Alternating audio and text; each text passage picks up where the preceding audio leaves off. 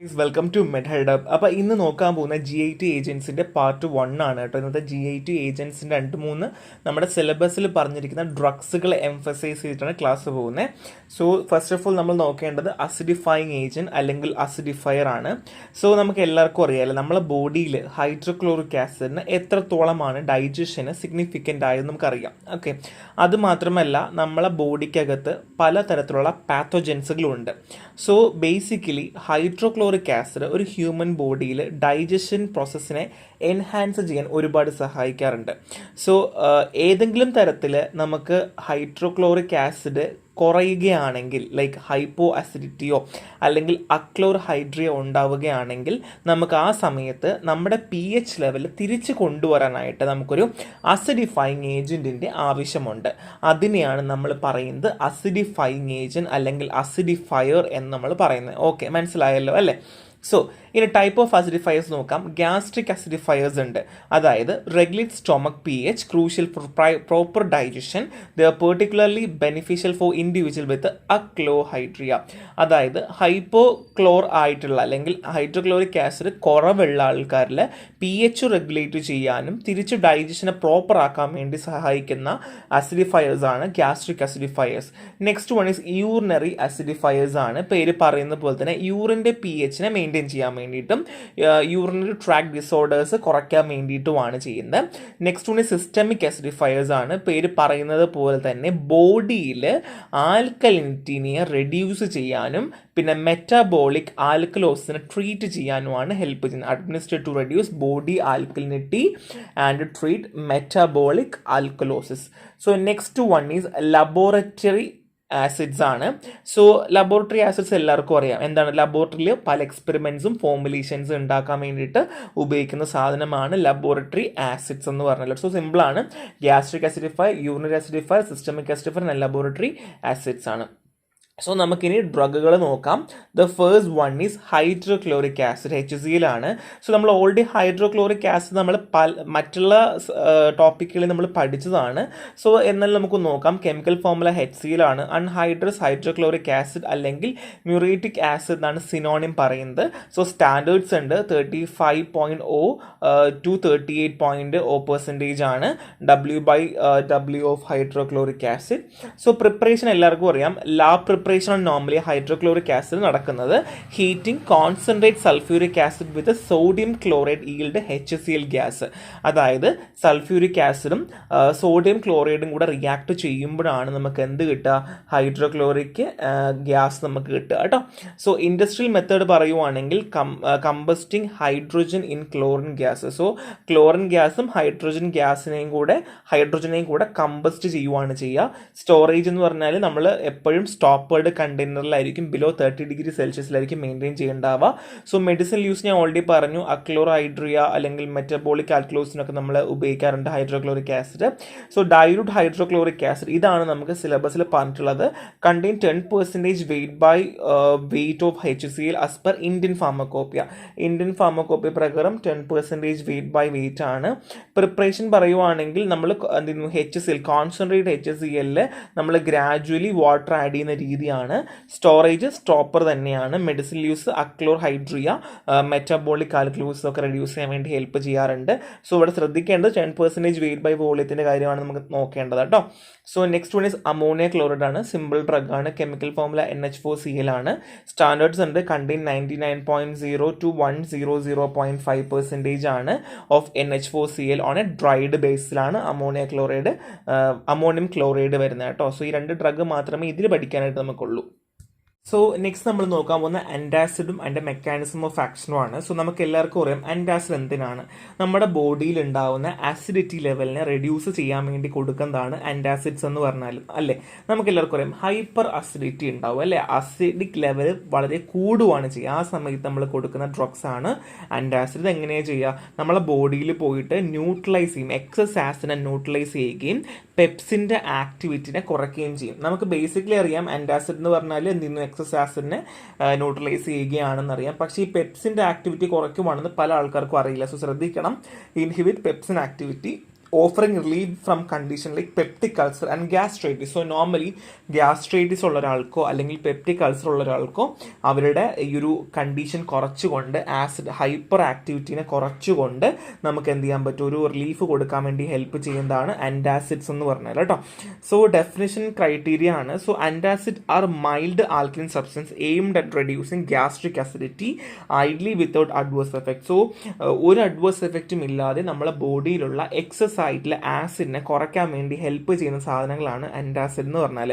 So basic criterias ഉണ്ട്. ഒരു idle antacid soluble ആയിരിക്കണം, ബഫറിംഗ് കപ്പാസിറ്റി ഉണ്ടായിരിക്കണം, മിനിമൽ ഗ്യാസ് പ്രൊഡക്ഷൻ ആയിരിക്കണം, ഇൻഹിബിഷൻ ഓഫ് പെപ്സിൻ ഉണ്ടായിരിക്കണം, സിസ്റ്റമിക് എഫക്റ്റ് ഉണ്ടാവാൻ പാടില്ല, പ്രൊലോങ്ഡ് ആക്ഷൻ ഉണ്ടായിരിക്കണം, avoidance of phosphate precipitation, phosphate ഒന്നും പ്രസിപ്പിറ്റേറ്റ് ചെയ്യാൻ പാടില്ല, ഡ്രഗ് അബ്സോർപ്ഷൻ, അതായത് മറ്റുള്ള ഡ്രഗുകൾ കഴിക്കുന്ന സമയത്ത് അതിൻ്റെ ഡ്രഗ് അബ്സോർപ്ഷനെ ഒരു രീതിയിലും ബാധിക്കാൻ പാടില്ല, പെലേറ്റബിലിറ്റി ഉണ്ടായിരിക്കണം, കോസ്റ്റ് എഫക്റ്റീവ്നെസ് ഉണ്ടായിരിക്കണം. സോ ഇതൊക്കെ എന്ന് വെച്ചാൽ ഒരു ഐഡിയൽ ആയിട്ട് വരുന്ന ഒരു ആൻറ്റാസിഡിൻ്റെ എന്തൊക്കെയാണ് ക്രൈറ്റീരിയ വേണ്ടതെന്നുള്ളതാണ്. സോ നിങ്ങൾക്കത് പോയിന്റ് നിങ്ങൾക്കത് എഴുതാനായിട്ട് പറ്റൂ കേട്ടോ. സോ ക്ലാസിഫിക്കേഷൻ ആണ്. ആൻറ്റാസിഡ് ക്ലാസിഫൈ ചെയ്യുന്നത് സിസ്റ്റമിക് ആൻറ്റാസിഡ് എന്നും നോൺ സിസ്റ്റമിക് ആൻറ്റാസിഡ് എന്നുമാണ് ക്ലാസിഫൈ ചെയ്തിട്ടുള്ളത്. എങ്ങനെയാണ് സിസ്റ്റമിക് ആൻഡ് നോൺ സിസ്റ്റമിക് എന്ന് പറയുന്നത് വെച്ചാൽ ബേസ്ഡ് ഓൺ ദിയർ അബ്സോർബിലിറ്റി. അതിൻ്റെ അബ്സോർബിലിറ്റി വെച്ചിട്ടാണ് നമ്മൾ അതിനെ പറയുന്നത്.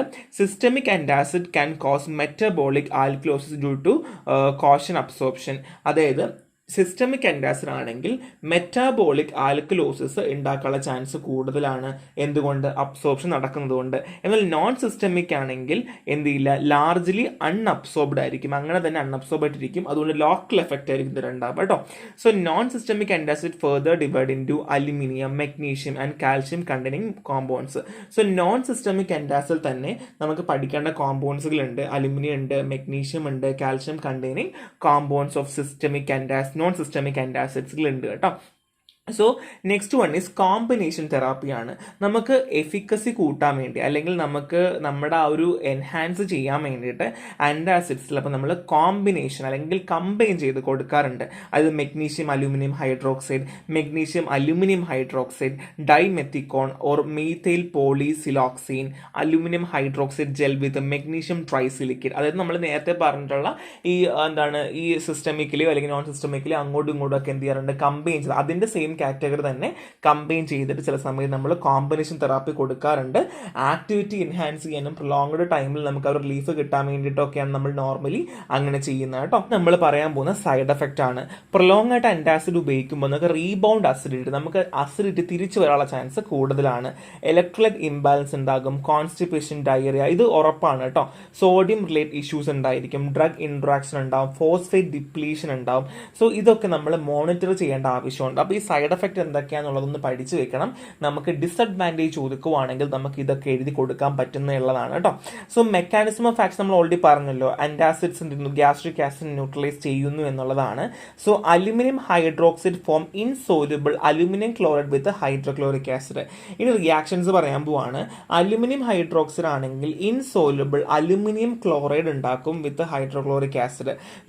While calcium carbonate and magnesium carbonate hydroxide ആണെങ്കിൽ produce their respective salt along with water and carbon dioxide. ഇവിടെ ആസിഡ് ബേസ് റിയാക്ഷൻ പോലെ തന്നെ അതിന് റെസ്പെക്റ്റീവ് സോൾട്ട് ഉണ്ടാവുകയും വാട്ടറും പ്ലസ് കാർബൺ ഡൈ ഓക്സൈഡ് ഉണ്ടായിരിക്കും കേട്ടോ.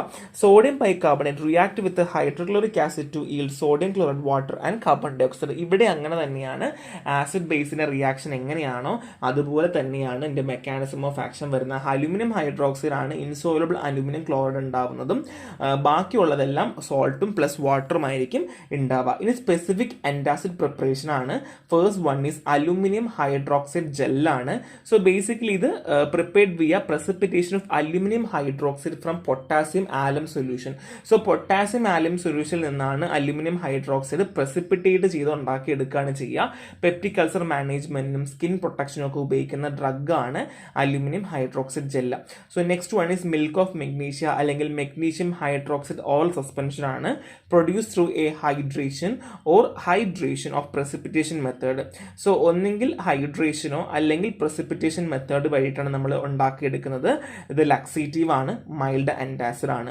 So next one is sodium bicarbonate ആണ്, manufactured by carbonation of strong brine or reaction of sodium carbonate with carbon dioxide. So ഇവിടെ എങ്ങനെയാണെന്ന് വെച്ച് കഴിഞ്ഞാൽ sodium carbonate with carbon dioxide reaction ആയിരിക്കും കേട്ടോ. So serves as an systemic antacid and electrolyte replacement agent. So നമ്മളെ ബോഡിയിൽ electrolyte unbalance ആവുകയോ അല്ലെങ്കിൽ അങ്ങനെയുള്ള കേസുകൾ വരുമല്ലോ, അപ്പോഴും നമ്മൾ കൊടുക്കും. പിന്നെ സിസ്റ്റമിക് ആന്റാസിഡും കൂടെയാണ്. കോമ്പൗണ്ടുകൾ aluminium hydroxide gel, milk of magnesium, sodium bicarbonate ആണ്. ഇതിന്റെ എക്സ്പ്ലനേഷൻ കൊടുക്കുന്നുണ്ട് കേട്ടോ. So next one sodium bicarbonate ആണ്, NaHCO3 ആണ്, molecular weight 84.01 gram per mole ആണ്, സിനോണിം ബേക്കിംഗ് സോഡ. ഡിസ്ക്രിപ്ഷൻ പറയുവാണെങ്കിൽ sodium bicarbonate typically appears as a white crystalline powder or small opaque monoclinic crystals. When heated in a dry state or in solution, it gradually convert to sodium bicarbonate. So basically sodium bicarbonate എന്നുള്ള വെള്ളത്തിൽ തരിതരിയായിട്ട് ഉപ്പ് പോലെയൊക്കെ ഉണ്ടാവും കേട്ടോ, opaque ആണ്. പിന്നെ അതുമാത്രമല്ല എന്താണ്, നമ്മൾ ഡ്രൈ സ്റ്റേറ്റിൽ ഹീറ്റ് ചെയ്യുകയാണെങ്കിൽ അല്ലെങ്കിൽ when heated in A dry state or insoluble അതിന് ഗ്രാജുവലി സോഡിയം കാർബണേറ്റ് ആയിട്ട് മാറും എന്നുള്ളതാണ്. പിന്നെ പ്രിപ്പറേഷൻ പറയുന്നുണ്ട്, സോഡിയം ബൈകാർബണേറ്റ് പ്രിപ്പയർ ചെയ്യുന്ന 2 പ്രൈമറി മെത്തേഡ്സ് വെച്ചിട്ടാണ്, ഇമ്പോർട്ടൻ്റ് ആണ്. ഓക്കെ, അപ്പോൾ എന്തൊക്കെയാണെന്ന് മനസ്സിലായി. The first one is carbonation of brine. So it involve passing strong brine. അത് നമ്മളെ സൊല്യൂഷൻ ഓഫ് സോഡിയം ക്ലോറൈഡ് ഉണ്ടാവുമല്ലോ, അത് സാച്ചുറേറ്റ് ചെയ്തിട്ട് അതിനെന്നും അമോണിയയിലൂടെ കടത്തി വിടുകയാണ് ചെയ്യുക through a carbonating tower under pressure. അതായത് ഒരു ടവർ ഉണ്ടായിരിക്കും, നല്ല പ്രഷർ എക്സേർട്ട് ചെയ്തിട്ട് അതിലേക്ക് നിന്ന് strong brine solution of sodium chloride saturate ചെയ്ത സാധനത്തിനെ അമോണിയായിട്ട് കമ്പൈൻ ചെയ്ത് കാർബണേറ്റിംഗ് ടവറിൽ പ്രഷറിൽ കയറ്റി വിടുകയാണ് ചെയ്യുക. അപ്പോൾ carbon dioxide introduce with a tower leading to formation of ammonium bicarbonate. അങ്ങനെയാണ് അമോണിയം ബൈകാർബണേറ്റ് ഉണ്ടാവുന്ന റിയാക്ഷൻ താഴെ കൊടുത്തിട്ടുണ്ട് കേട്ടോ. സോ അതിനുശേഷം ഇതിന് സെപ്പറേറ്റ് ചെയ്ത് ഫിൽട്രേഷൻ ചെയ്തെടുക്കുകയാണ് ചെയ്യുക. So next one is reaction with carbon dioxide ആണ്. Sodium carbon crystals are covered with water and carbon dioxide is passed to the solution until saturation occurs. So sodium carbonate crystals എന്ത് ചെയ്യുന്നു, വെള്ളത്തിൽ cover ചെയ്തിട്ട് carbon dye oxide ഇതിലേക്ക് pass ചെയ്ത് വിടുവാണ്, ഈ സൊല്യൂഷനിലേക്ക് pass ചെയ്ത് വിടും സാച്ചുറേഷൻ ആകുന്നത് വരെ. അങ്ങനെ എന്ത് ചെയ്യുന്നു, സോഡിയം ബൈകാർബണേറ്റ് ഉണ്ടാവുകയാണ് ചെയ്യുക. ഞാൻ ഫോർമുല കൊടുത്തിട്ടുണ്ട്. ഇനി നെക്സ്റ്റ് വൺ ഈസ് അസയാണ്. സോഡിയം ബൈകാർബണേറ്റ് നമ്മൾ ചെയ്യുന്ന ആസിഡ് ബേസ് ട്രൈട്രേഷൻ ആണ്. സോ ഹൈഡ്രോക്ലോറിക് ആസിഡോ സൾഫ്യൂരിക് ആസിഡോ ആയിരിക്കും സ്റ്റാൻഡേർഡ് ആസിഡ് ആയിരിക്കുക.